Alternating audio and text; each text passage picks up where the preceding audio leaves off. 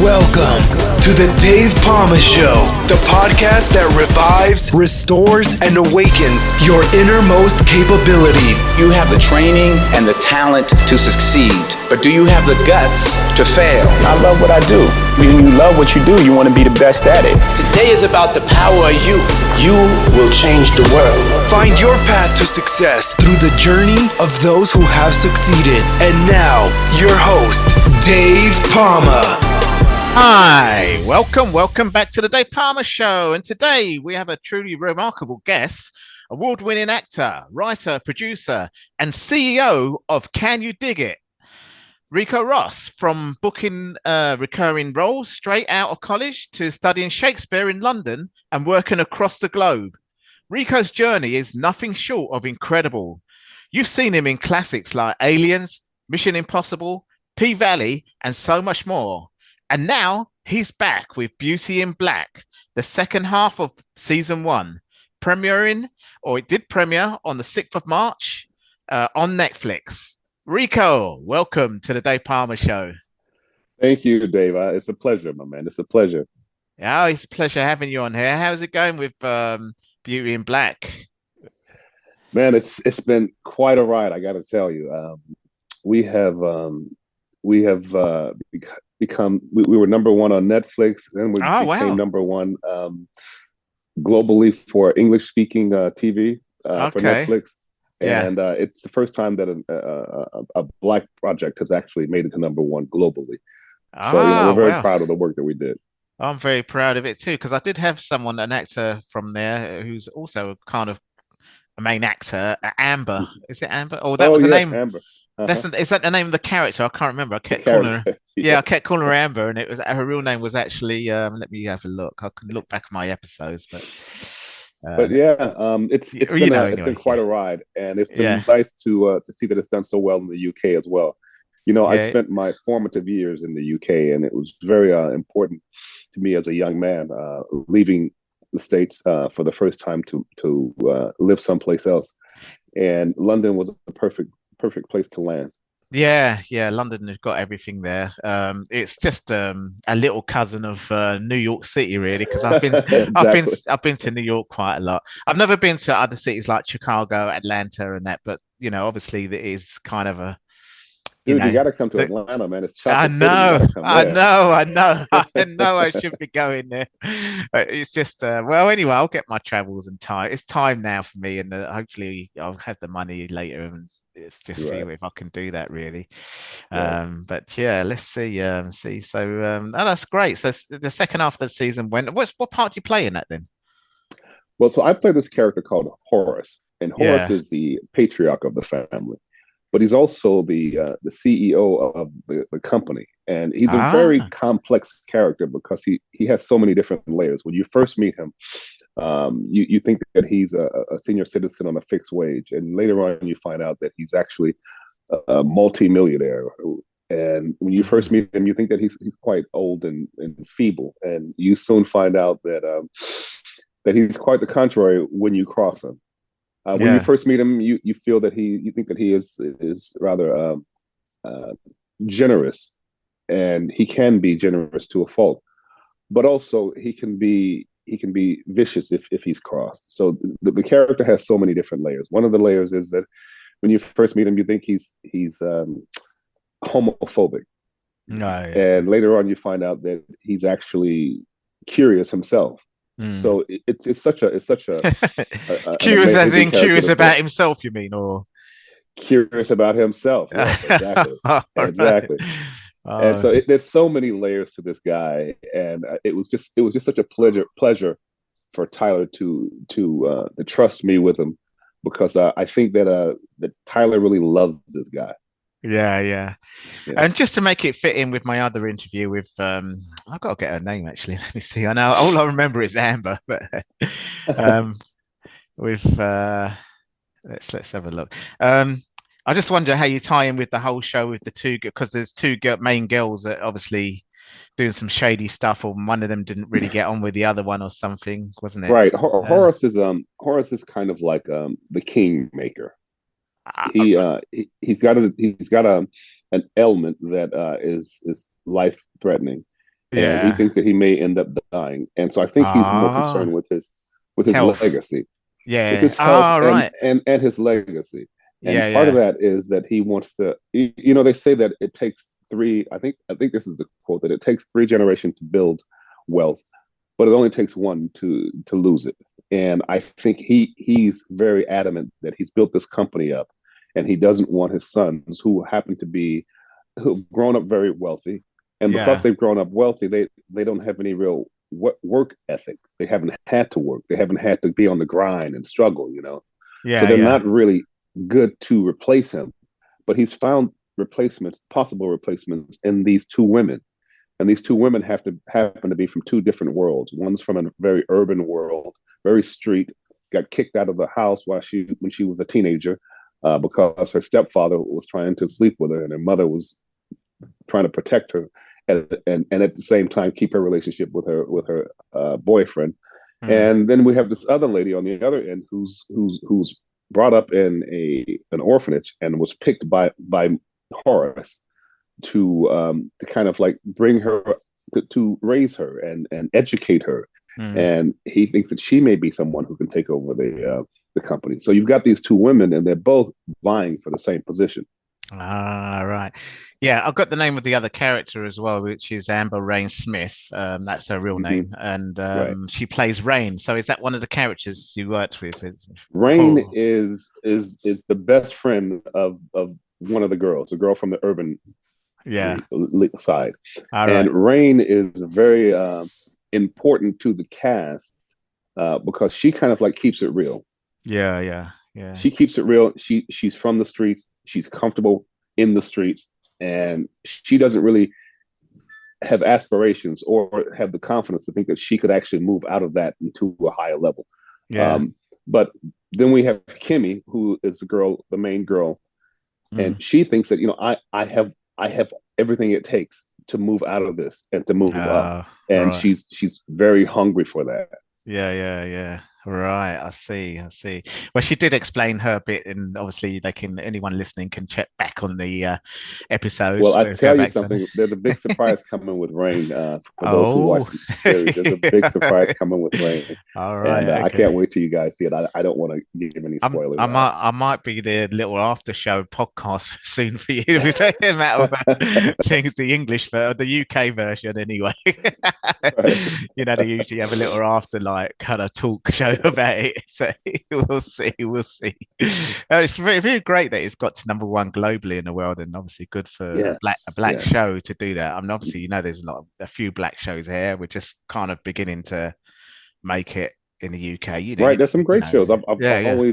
I've always loved what England does, what they produce, Mm. and even in my own production company, I look for projects that remind me of some of the work that I did in England. I mean, I was there I originally came over to London to study Shakespeare, and I went Yeah, to the that's London right. Yeah. Academy of Music and Dramatic Art. And Yeah, I after know that. Yeah. the London course, Academy. Yeah. yes, the Lambda, and when we got to the course, the professors asked the Americans to acquire British accents, Mm. and by the end of the course, my British accent was as good as anybody's. And so what I did, I don't know if I should say this, but I'm going to say it anyway. What I did was I wanted to see if I could do Shakespeare and if I could pull off the British accent in front of a British Mm. audience. And Oh, so right. Okay. I started working in London. I started going on auditions as a Brit, Yeah. and because I didn't have a work permit, and I started booking Ah, I see. jobs. Yeah, I yeah. started booking jobs and working as a Brit, and I worked that way for 4 years. Mm. And then after that, I got my work visa, and I started working Mm. as an American that was based in London. Yeah. Yeah, that's fantastic. Yeah. What parts did you play in Shakespeare then? I mean, I don't want to say the parts in case you say, well, that's so kind of, No, whatever. I don't mind saying I played Prospero Okay. in the Tempest, Yeah, and yeah. I really loved the part. And not only that, they cast my brother and my daughter as black people as well, so that the family would make sense. And that was something that was very new to me, that I kind of really appreciated when I moved to England, is that they didn't lock you into one thing. They gave you a little more. They saw you as an artist and gave you a little more freedom to express yourself in different ways. And I used to love it when they would take Shakespearean plays and reinvent them, put them on in Jamaica or something like that. I just thought it was so creative. And at the same time, very often when you have a project, it all starts with the script. And so when you're starting with Shakespeare, you know that at least we've got a great script. Now we have to cast it right and direct it right. Yeah. Okay, we'll ask you a couple more questions about that later. And well, actually, no, I'll ask you now. How did all that experience around the Shakespeare shape a career? Well, in the States, we tend to focus a great deal on method acting, from the inside out. And in England, because there's a lot of pieces, projects are done that are period pieces, and so you'll find that the wardrobe will change the way the character moves or the character behaves, the shoes that they wear, the environment, the time period of the place of the project. So I think very often that when we were in England, we would look at outside in creating a character. And what I found that I think I heard this from Michael Caine. He said that he was asked once, how do you work? What methods do you use? And he says, I use whatever works for that role. And he says, I think that's what most great actors do, is they find whatever works for that particular role. For me, playing Horace in Beauty and Black, it was very different from myself. And often in television and commercials, and you get cast as yourself. They see you, Dave, and they say, okay, this is what we're looking for. We're looking for Dave. We just want you to be you. Yeah. But this was a character that was so different from me that I really had to do some work on it. And one of the problems was that he's described as a 70-year-old man that looks older. He's feeble. He's dying of cancer, and he doesn't have a lot of energy. And I just thought, when I got offered the part, I said, when you meet me, because I was actually in LA, and the production is done in Atlanta, and I said, when you meet me, I don't come across as the description of the character. So I don't know if this is the right role. I was going to say, you don't look nothing like that description at all. I don't know if I'm the right guy for this part. And they said, Tyler Perry handpicked you. He wants you to play the part. We'll make it fit. And so when I got there, I looked at the wardrobe, which helped. I grew my beard, which is very white, and I grew it out, and it helped.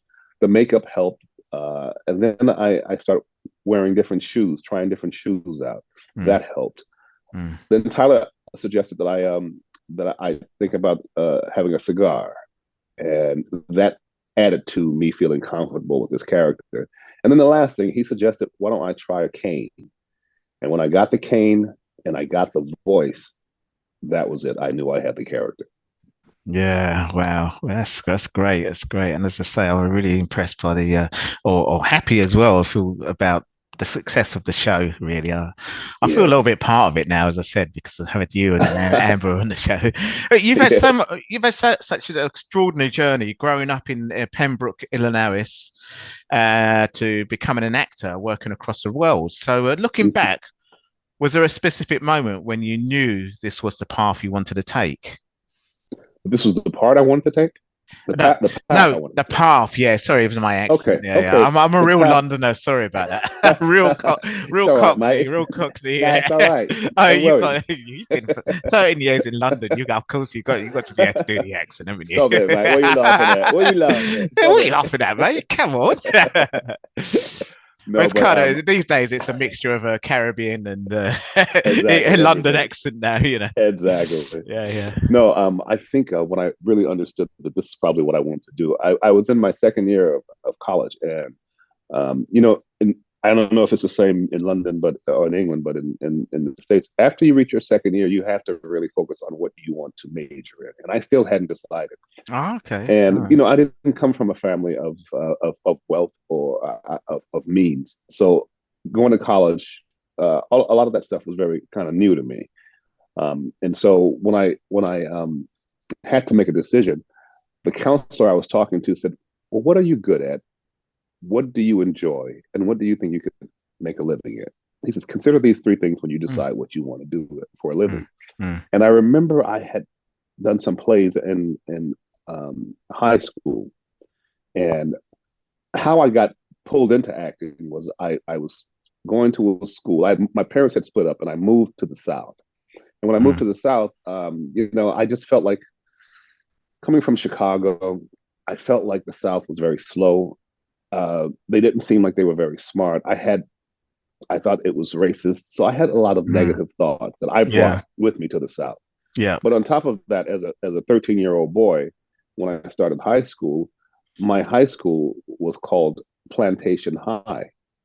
Plantation High. Whoa. Yes, okay. my friend. Yeah. Dave, it was called Plantation High. Yeah. And so they were actually building another school called South Plantation that I would start after it was finished built.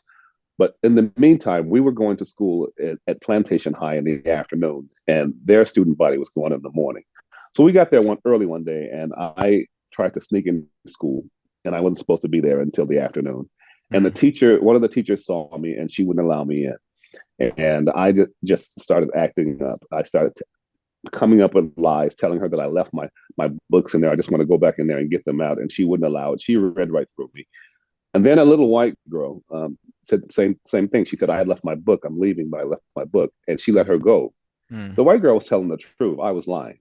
So as a young kid, from the South, experiencing all this new kind of racial tension and whatnot, I played the race card. And I got myself, I acted upset to the point where I had my eyes watering up. And she still read right through my lies. But she said, I'm not going to let you in school early. But what I am going to do is I'm going to put you in my play. And that was the beginning of my acting career. Wow. Well,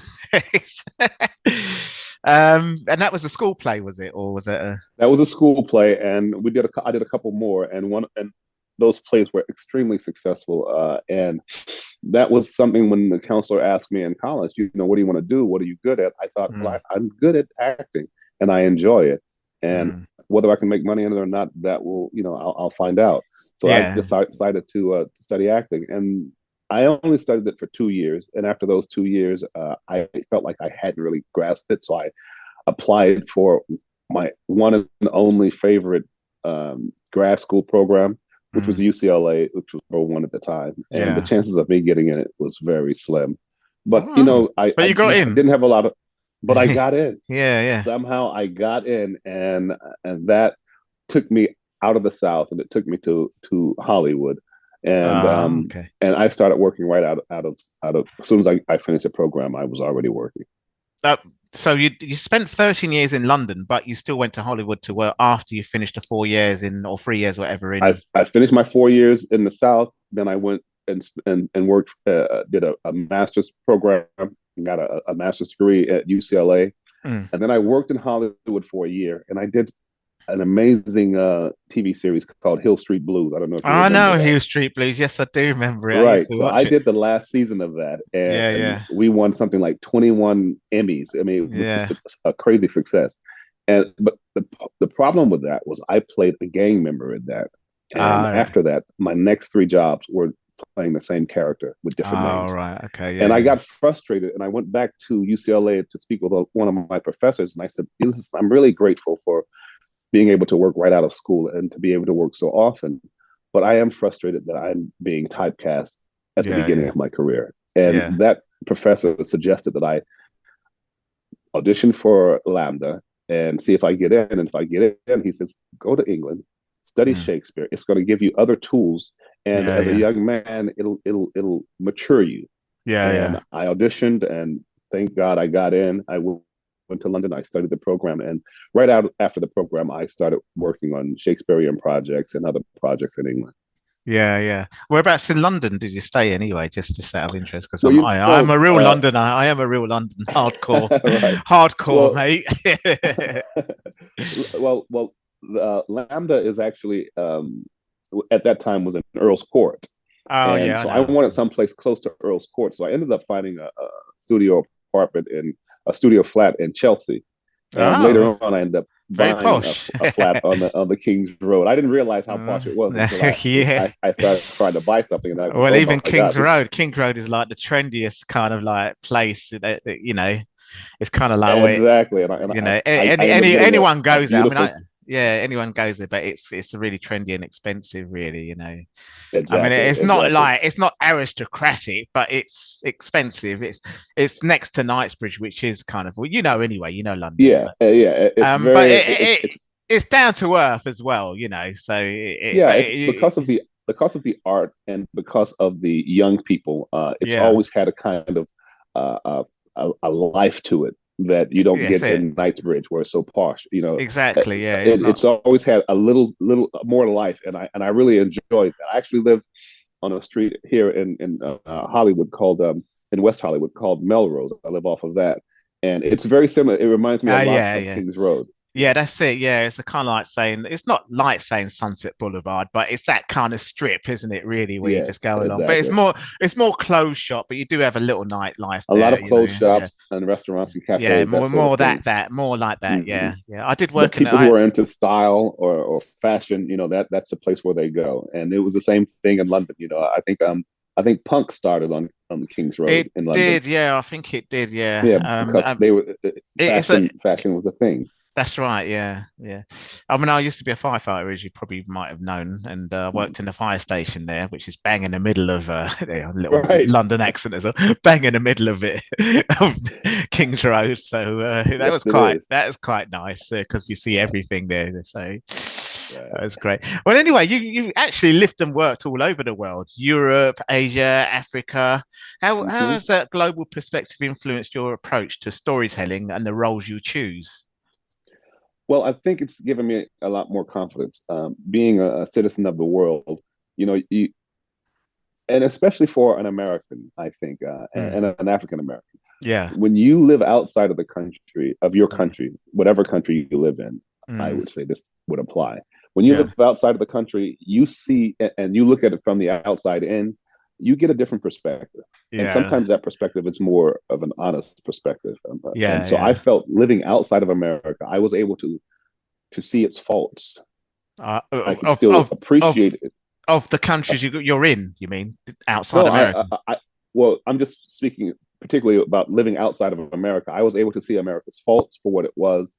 I still love the country, but I was able to see it, I think, it more like it actually is and how other people saw it. I remember I was at Hyde Park, and where Speaker's Corner on Hyde Park. I know very well. So, I'm basically. I mean, I lived in Camden, Regent's Park, 2 minutes from Regent's Park. Okay, so I had it good, really. My whole working life as a firefighter around that area, Soho, Leicester Square. I could walk it there from where I live. For your viewers, for your listeners out there, I just want to say that I'm at Hyde Park, and on the corner there's an area called Speaker's Corner, and it was originally became Speaker's Corner because I think that was the place where they would hang people, and people would come. Maybe in the old days, is there something wrong, treason or something? They would come to hear the last words of these people, and these people would say things that they would say things unapologetically because they knew that this is their last opportunity to say what they want to say. So if they wanted to talk against the monarchy or whatever, they would say it, and people would come there. And modern day, present day, it is more a place where people have political conversations. Yeah, that's right. And I was there one day, and I remember there was someone, and they were talking about America and the kind of like as the evil empire. And I'm listening to this guy talk, and I'd been in London for maybe a couple of years at that time. And there was an American in the audience who got very offended by it. Yeah. And there I was, and I was saying, I am in such a unique position because I understand why this American is offended, but I also understand some of the truth that what's the coming is from saying. It. Yeah. And so I'm in this unique position where I have this global understanding. So when I work in Africa and when I work in Asia, I feel that just adds to this perspective. And when I come to my work, as a matter of fact, this character that I'm playing, Horace in Beauty and Black, there are scenes where he travels outside of the country. And so when I traveled outside of the country in the series, I asked Tyler, I said, listen, when I go to this country, can I speak the language? Because I gathered that from living in Europe for 13 years. I speak some French, some Italian. I lived in Germany, some German, and some Spanish. And so I said, when I go to this country, can I add another layer to this character and actually speak the native language of the country? And he says, I love it. If you can do it, if you can pull it off, let's do it. And so that's a little surprise coming up. Yeah. I'm all right a little bit with Spanish, and maybe a couple of words in French. That's about it. I lived in the Philippines, just semi-retired between UK and Philippines. Oh, wow. But I traveled around Asia a bit while I was there when I was stopping over from the UK. But what was your favorite country when you traveled in Asia? Yeah, it's very difficult, really. I mean, they're always very different. I mean, Dubai is very much different to the rest of them because it's like like saying going to King's Road and going to somewhere, and America's like that as well, actually. Yeah, so big country. I fell in love with Bali myself. Bali, I've been there. Yeah, I've been to Bali. If it didn't take me a day to get there, I think I would move there. Oh, right. Well, I was actually living in. Well, I was doing my little part of time stay in the Philippines, so it only took me, I went with the family, and so it just took me like 4 hours. Actually, it was still a bit of an air flight actually to get there. Right. But that's nothing, is it, really, for Americans to do 4 hours on a plane? No. And yeah, it's very nice. And then the thing is, I was in Philippines anyway, so there's a couple of nice islands around there. My father's from as well as being a Caribbean background. I've been to Caribbean many times. My father's from Mauritius, which is the African island. Right. But I've never been to the mainland. I've been to like India and kind of the big China, the big Asian countries. But I need to go on mainland Africa. That's what I need to do. So. Yes, I tell you something. The first time I arrived in Africa, it was in Kenya, and I remember we had to walk from the airplane to the airport. And during that walk, I felt this strong urge to kiss the ground. And the only reason I didn't is because there were some white people behind me. Oh, right. I know you. Yeah, I know. But I get to the airport and I'm walking around, and it was the first time I really saw a place like that where it was all Black and just specks of white people. And I remember feeling like I was invisible because I blended in so well. I felt like I could take my clothes off and no one would even notice because I just blended in so well. I'm sure the Kenyans thought, okay, another American whom has arrived to Africa for the first time, because I'm walking around with this huge grin on my face. Yeah, no, it's a different feel, isn't it? Really, it is a different feel. Even in the Philippines, it's so welcoming because, especially with Black Americans there, because it used to be an American territory, didn't it? But obviously, the history of Pearl Harbor, you probably know all about that. And they still think they're kind of part of America, but they're not. They went independent in 1946. Right. But without that, other parts of Asia, not so much as you would have that welcome in the Philippines. But obviously, when I went to the Caribbean, the same feeling you had in Kenya is that it's a culture that, I grew up really with the African Caribbean influence. As you know, there's Caribbean areas in London, and it's so more blended. Even in the rich areas, it's blended, isn't it? Really, you don't really have any segregation kind of issues, really, in that sense. Right. But mind you, New York's like that, really. And I've got family in New York. New York is very much like that. Yeah. And that's one of the things I did like about London is that the race wasn't such an issue. I think America. I mean, there is an issue there, but it's not as blatant as what you see, but what you know about. It's not as much of an issue, and I think that is one of America's Achilles heels. Is that it's so focused on race, and it's such a juvenile perspective and way of thinking, but it happens to be part of the American culture. Yeah. I mean, obviously, I studied a politics degree at across the road from RADA. You've probably heard of RADA in Birkbeck, and I went even more deeper into colonialism and American politics and everything else because my agenda was that, but it was more in the workplace as well because there was some issues going on with institutional racism at the time, and things like that. And this is really across the board. And then, of course, the modern version of that is systemic racism, and of course, a global issue that happened what stemmed from the George Floyd, thing. So these are the things that elicited grievances all over the world, really. And you could see that international kind of where the kind of Europeans went out and colonized, and it's like even the Aborigines came out and said, "This is our land, really. Why did you English come here?" And and there was things going on there. It just all started from that one incident in.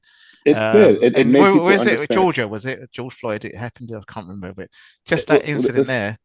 Yeah, what it did was it reminded people of the injustices that take place and that have taken place in history. And once that conversation was opened up, then of course you're going to go all the way back and you're going to talk about all the other atrocities that have been committed and that are still being committed.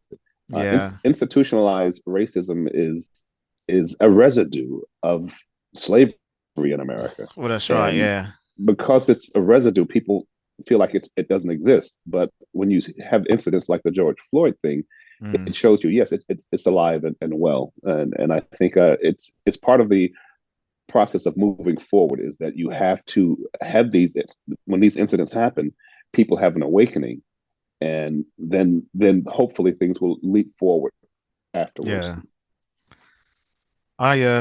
Well, we could go on forever with this topic. We have to go. We don't want to really do that and then find out I haven't got enough time. No, I love geopolitics, but geopolitics. Speaking back to one of the reasons that I created my own company is because I did want to have, I was working at the BBC, and I remember they had some motto, and it was something like to entertain, to enlighten, and to educate, something like that. And I remember thinking, what a great thing to do if you're a filmmaker, if you can make projects that are entertaining but at the same time enlighten people. Yeah. And so when I created Can You Dig It, that was one of the objectives that I wanted to try and achieve. Yeah. Was to create projects that are going to make people think and create conversation. And so hopefully once you see the movie and you leave the cinema, the experience continues. It doesn't stop. When's that due to come out, the Can You Dig It movie? Is it a movie? Oh, it's not a movie. That's my company. Oh, it's your company. Sorry, you're right. As a production company. Okay. Yes, this is my company. But we are producing projects, and the project we're working on right now is called the Therapist, and it is a project that very subtly deals with sexism, racism, people in power taking advantage of people who don't have power. But it's done in an entertaining fashion where you watch the story and you watch these two characters, and these are the things that come up, but they're not really talked about, but you witness them as a viewer. Yeah, wow, fantastic. Well, Ricco, this has been an amazing conversation. Your journey is proof that reinvention and resilience are key to longevity in this industry. So before we wrap up, where can listeners follow your work, and what's next for you after Beauty in Black? Well, you can follow me. My name is Ricco Ross, but Ricco is spelled with two C's. Yeah. So it's Ricco, and Ross like Diana Ross. Yeah. Who's not related. I'm not related to, but no, but it'd be nice if you could be. You sound like you're probably from my era. I mean, I've just turned 60 in November, so. Oh wow! Yeah. You look great for the 60s. That's what everyone keeps saying. Man. Yeah, I'm trying to find some kind of thing that I can say this will keep you young, and make $1 million from it, and it's really a lie. Now I'm joking. Man. Black don't crack. Yeah, I know. But in answer to your question, though, what projects that I have lined up already that will be coming out. First of all, we've already shot 16 episodes of Beauty in Black. We've only shown the first 8 episodes. And so the second 8 episodes will drop on the 6th of March. And then that'll be that total 16. But we've also have a second season coming up. So that'll be another 16 episodes. So you can see me in that as Horace, this character that I am just loving playing because he has so many layers to him. I also have a Christmas movie called Unexpected Christmas. So that'll be coming out on Thanksgiving time in November. And then I have a movie called Cruel Love. That will probably be coming out sometime next month. We're still looking for buyers for that.